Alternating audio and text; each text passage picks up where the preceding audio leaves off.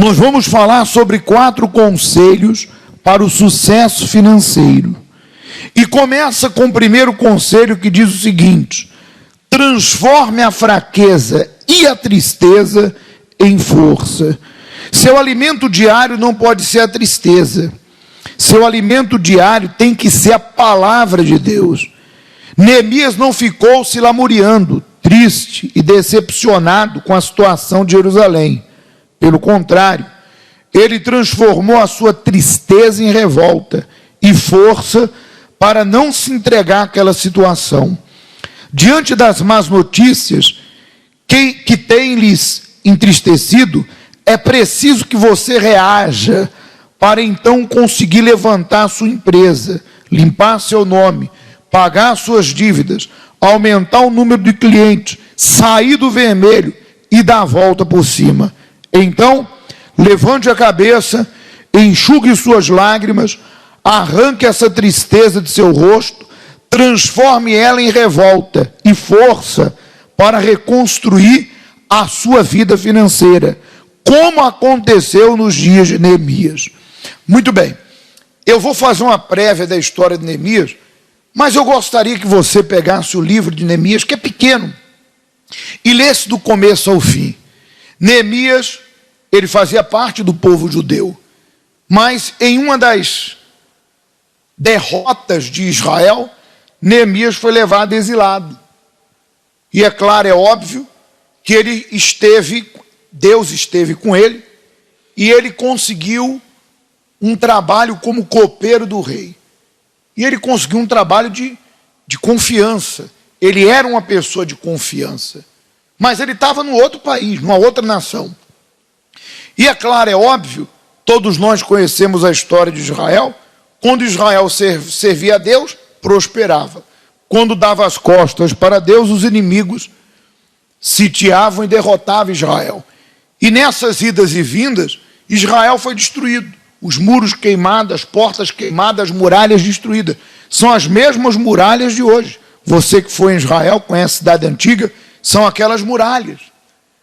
E a Bíblia diz que quando Neemias recebeu aquela notícia, que a cidade tinha sido destruída, as muralhas queimadas a fogo e as pedras viraram pó e as portas foram derrubadas, ele decidiu, mesmo estando fora de Jerusalém, ele decidiu reconstruir. Ele sentiu tristeza, está lá escrito, que o rei olhando para ele, quando ele foi servir o rei disse: por que você está triste? E ele revelou: olha, rei meu, porque a cidade natal, onde está o sepulcro dos meus pais, ela foi destruída e foi queimada a fogo. E eu quero ir lá reconstruir. E o rei autorizou. Ou seja, ele estava triste por causa da situação, mas ele tomou a decisão certa: reconstruir. É isso que é preciso. É preciso ter obras nas nossas mãos. Não basta você se lamentar, reclamar, se queixar. O que você tem feito para que Deus, através daquilo, faça uma revolução, como foi a reconstrução dos muros, que foram em tempo recorde? O texto diz que em 52 dias, num tempo recorde, as muralhas se fecharam e os inimigos ficaram surpreendidos. Os inimigos ficaram espantados, de boca aberta. Como que eles conseguiram um feito desse? Reconstruir num curto espaço de tempo. O que você tem apresentado a Deus? O que você tem feito para que essa obra venha avançar? Porque Deus quer fazer a obra avançar. Deus quer fazer o teu trabalho prosperar. Imagine você: eu não tenho nada nas mãos, pastor. Eu não tenho projeto, eu não tenho planos, eu não tenho empreendimento, eu não tenho nada que Deus possa abençoar. Então, você não pode esperar uma revolução. Você não pode esperar uma reconstrução. Tem que haver obras nas nossas mãos. Tem que haver algo que você apresente a Deus e lute por aquilo. Foi o que aconteceu com Neemias. Primeiro, ele decidiu: eu vou lá reconstruir. Como? Eu não sei, mas eu vou.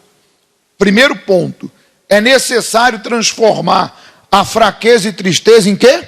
Força. Agir. Tem que agir. sem atitude, sem ação, vai ficar triste, vai lamentar e não vai resolver nada. Segundo ponto importante, não espere recursos. Neemias não esperou o recurso do rei.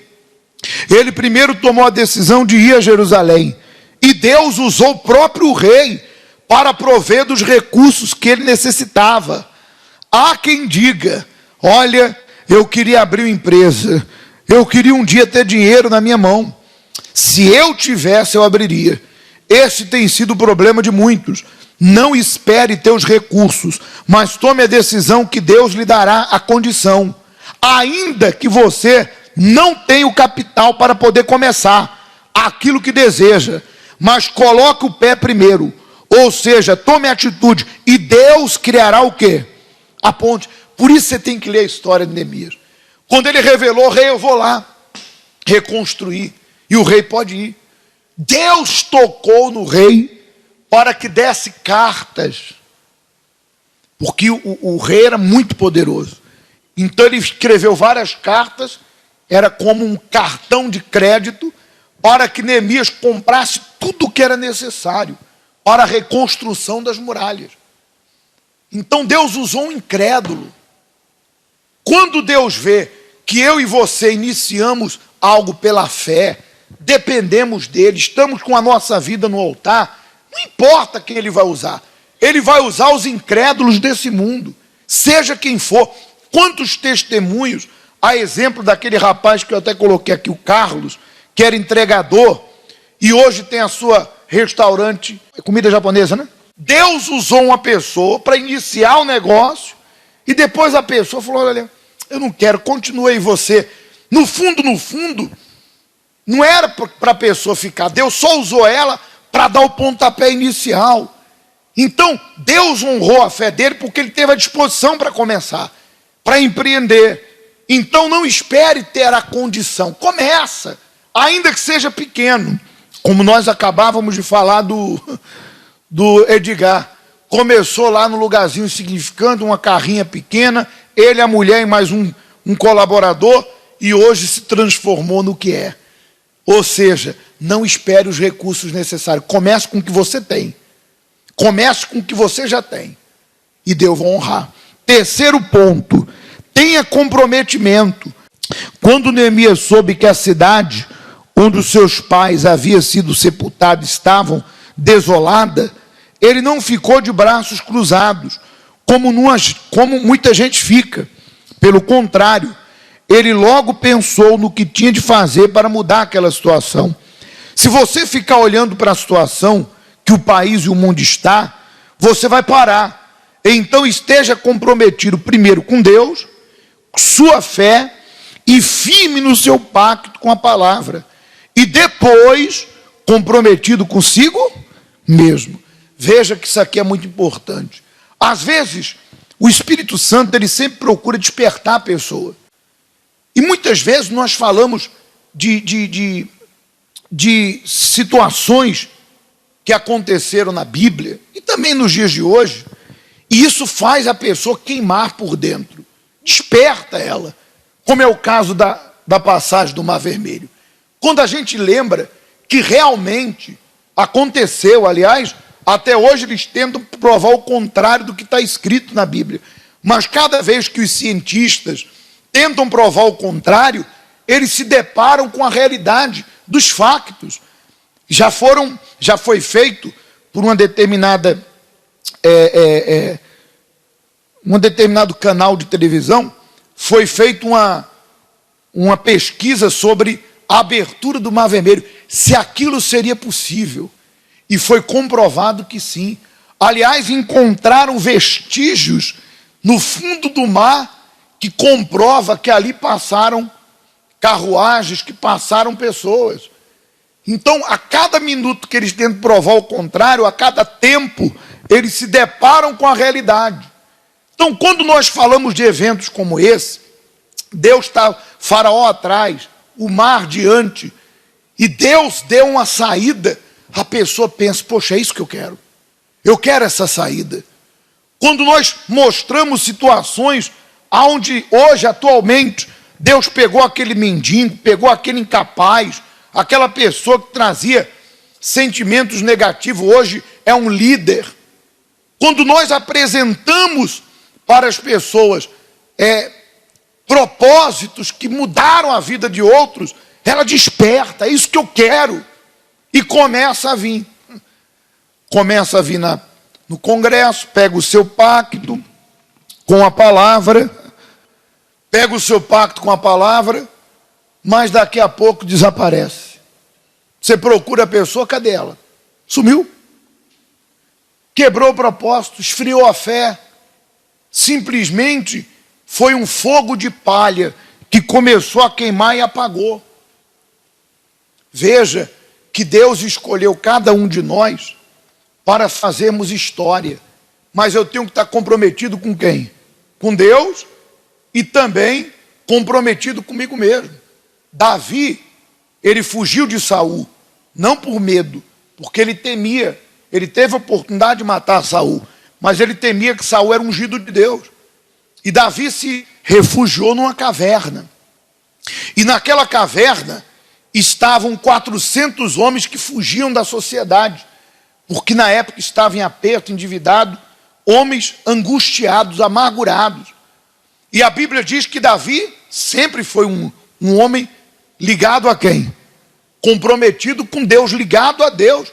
Davi se fez chefe daqueles homens, e aqueles 400, entre aspas, vagabundos, 400 homens fugitivos da sociedade, se transformou o grupo de elite de Davi. A Bíblia diz que eles eram tão peritos na guerra, eles se tornaram tão peritos, que eles não erravam com uma funda, não erravam o quê? Um fio de cabelo. Se tornaram homens peritos. Quem mudou eles? Davi, o líder. Quem passou a visão para eles? Davi, o líder. Quem fez eles fortes? Davi. Deus usou Davi. Então, quando a pessoa está comprometida com Deus, ela revoluciona. Ela não é um fogo de palha que começa e não termina, que até se dispõe a vir, mas daqui a pouco desiste, que nada. Ela faz história. Deus é com ela, ela sabe disso. E a maior prova é que quando ela encontra uma resistência, existem pessoas que na primeira resistência já dizem, eu sabia que ia dar errado. Olha, maldita a hora que eu comecei isso. Não era para eu ter feito. Olha só, ela vê aquela resistência, aquele obstáculo, como o fim. Ela vê aquela resistência, aquele obstáculo, como a derrota. Mas aquele que está comprometido com Deus, sabe que Deus é consigo porque Ele é com Deus, não importa o que vem. Esse problema não é para minha derrota, é para a glória de Deus. Essa situação não é para minha vergonha, pelo contrário, Deus quer mostrar alguma coisa. Como é o caso do testemunho que nós pegamos da obreira aqui semana passada, que ela se dedicou a uma marca que lhe enganou. Mas Deus mostrou para ela o seguinte, não quero que você dependa dos outros. Eu não quero que você dependa da marca dos outros. Eu quero que você crie a sua. Então, a pessoa comprometida com Deus, ela se descobre em meio às dificuldades. Ela amadurece em meio às dificuldades. Ela se torna pura como ouro em meio às dificuldades. Ela avança, mas ela tem que estar comprometida. Hoje você vê, tem pessoas que começam as coisas com Deus, não terminam, começam seus propósitos, larga a mão. Aí eu pergunto, lá fora você acha que vai ser de que jeito? Mesmo jeito. Começou, primeiro sinal de resistência, a pessoa já olha para trás. Então o terceiro ponto é, tenha comprometimento. E o quarto ponto, não pare só porque zombam de você. Tem gente que não tem a coragem, a fé e a disposição que você tem. E por isso, hoje ela zomba de você. Mas amanhã, estes mesmos irão aplaudir o seu testemunho, para a honra e glória do nosso Deus. Insista em não. Esse é o principal ponto da história de Neemias. Fique aí com a palestra. É o principal ponto, porque quando eles começaram a obra, havia 2 homens que tinham influência sobre o povo. que era Tobias e Sambalá. 2 homens malignos, 2 homens conspiradores, que viviam entre o povo, mas era inimigo do povo. E aqueles homens desprezaram, zombaram, fizeram deboche, piada, disseram o seguinte: conseguirão esses fracos judeus concluir essa obra? Porque os que ficaram do exílio foram pessoas que já estavam cansadas. E eles disseram: esses fracos vão conseguir? Por acaso ressurgirão das cinzas as pedras que foram queimadas? E mesmo que vocês comecem, disse eles, vai vir uma raposa de madrugada e vai derrubar tudo. Ou seja, os inimigos vão vir, vão pegar vocês de surpresa. Então, não espere incentivo de quem? De ninguém. Muitas vezes, no meio que você está, eu digo, no teu trabalho, na tua vizinhança, na tua família, não há quem te estimule. De repente, quem está ao teu lado não te estimula.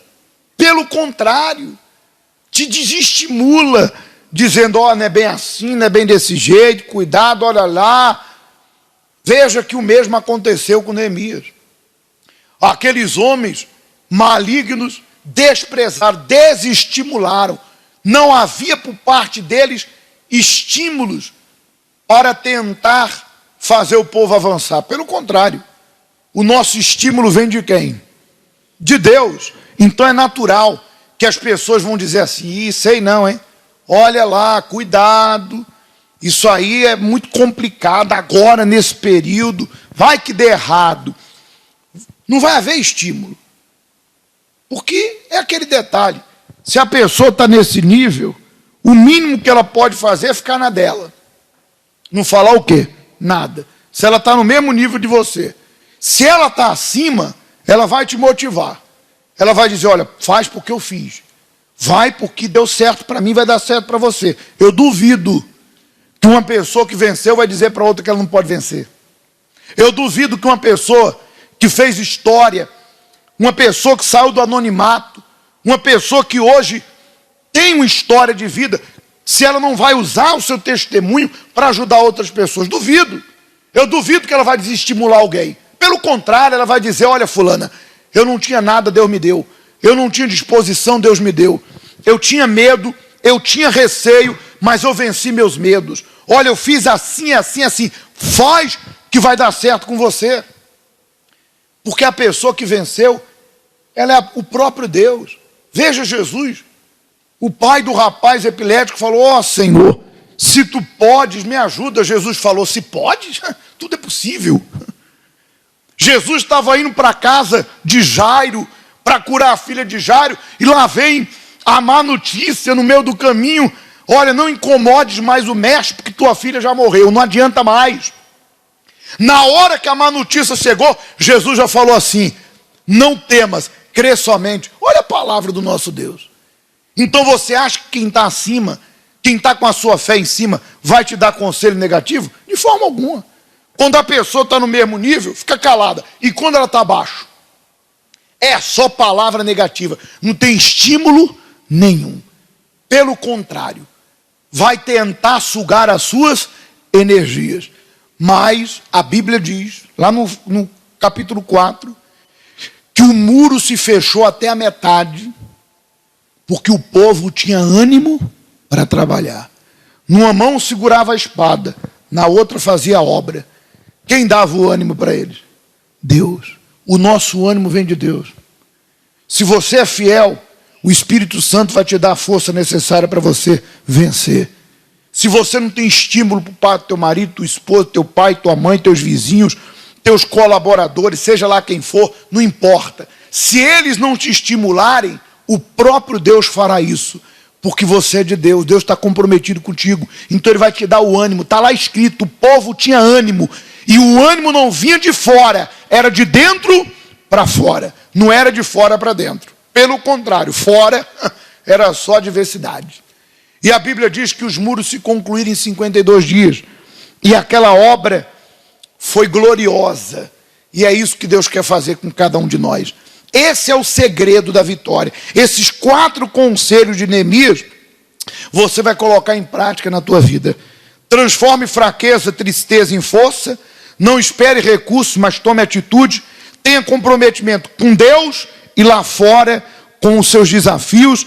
E não pare porque alguém te desestimulou ou descredibilizou você ou não acreditou em você. Siga em diante, porque se Deus é por nós, quem será contra nós? Amém?